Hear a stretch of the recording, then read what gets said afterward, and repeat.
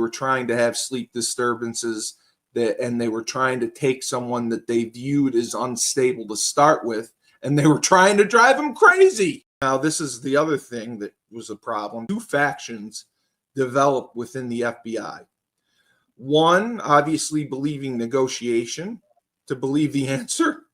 The other, force. Increasingly aggressive techniques were used to try to force the Branch Davidians out. For instance, like I said, sleep deprivation. They were playing music, all-night recordings.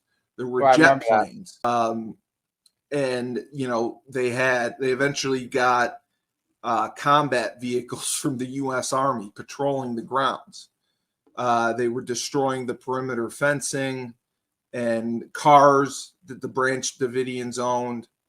And it was just crazy. And they drove over a grave of one of the Branch Davidians.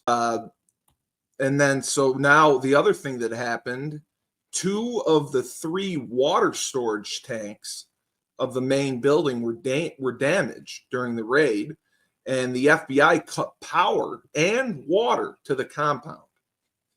So people thought this was definitely wrong to do. It forced them to survive on rainwater and MRE, obviously military rations.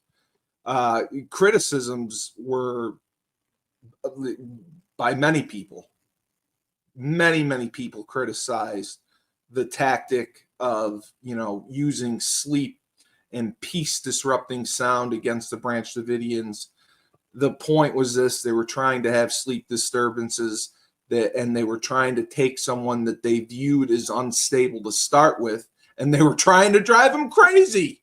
And then they get mad because he does something that they think is irrational. That's what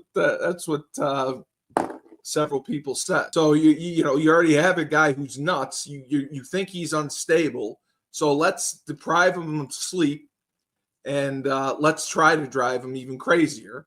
And then they get mad that he does something, you know, completely irrational.